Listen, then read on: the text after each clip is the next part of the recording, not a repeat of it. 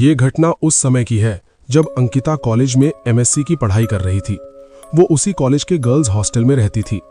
परीक्षा का समय था और एक रात वो अपनी कुछ सहेलियों के साथ हॉस्टल की लाइब्रेरी में पढ़ाई कर रही थी।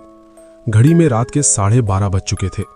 पूरी लाइब्रेरी में सिर्फ 6 लड़कियां मौजूद थीं। चारों तरफ गहरा सन्नाटा था। पूरा हॉस्टल मानो सो चुका था। लगातार पढ़ते पढ़ते सभी थक चुकी थीं। तभी एक लड़की बोली, यार बहुत बोर हो गए हैं, क्यों ना कोई खेल खेला जाए, दिमाग भी फ्रेश हो जाएगा। सब उसकी बात से सहमत हो गईं।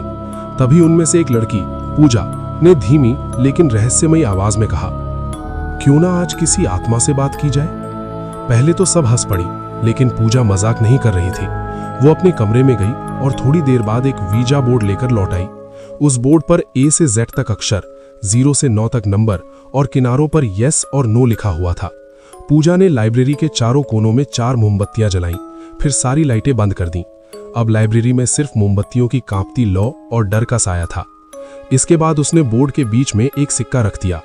डर के मारे 2 लड़कियां वहीं से उठकर अपने कमरों में चली गईं, लेकिन अंकिता समेत 4 लड़कियां वहीं बैठी रहीं और सिक्के पर एक-एक उंगली रख दी।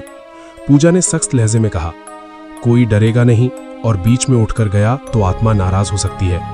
फिर उसने कहा, अगर यहाँ कोई आत्मा है तो कृपया हमसे बात करो।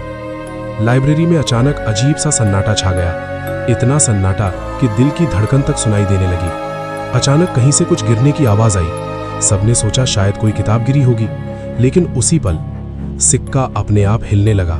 अंकिता ने डरते हुए पूछा, क्या यहाँ कोई आत्मा है? और तभी छत पर लगा बंद पंखा जोर जोर से हिलने लगा, जैसे किसी अदृश्य ताकत ने उसे झटका दे दिया हो। सभी लड़कियां डर से कांपने लगीं, लेकिन पूजा बोली, कोई भी लड़की अकेली मत भागना, वरना आत्मा नुकसान पहुंचा सकती है। फिर पूजा ने ऊपर की ओर देखते हुए कहा, अगर यहाँ कोई आत्मा है तो हमसे बात करो।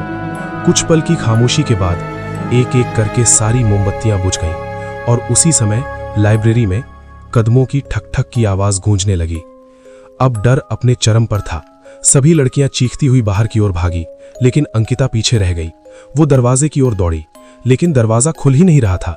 अचानक उसे महसूस हुआ कि कोई अदृश्य ताकत उसे पीछे की ओर खींच रही है। वो जोर जोर से रोने और चिल्लाने लगी। उसकी चीखें सुनकर पूरा हॉस्टल जाग उठा। लड़कियां और वार्डन दौड़ते हुए लाइब्रेरी की तरफ आए। काफी कोशिशों के बाद दरवाजा खुला और अंकिता को बाहर निकाला गया। घटना के बाद, उस रात के बाद से अंकिता को आज तक लाइब्रेरी से जुड़े डरावने सपने आते हैं। वो उस घटना को कभी नहीं भूल पाई और आज भी ऐसी जगहों पर अकेले जाने से डरती है।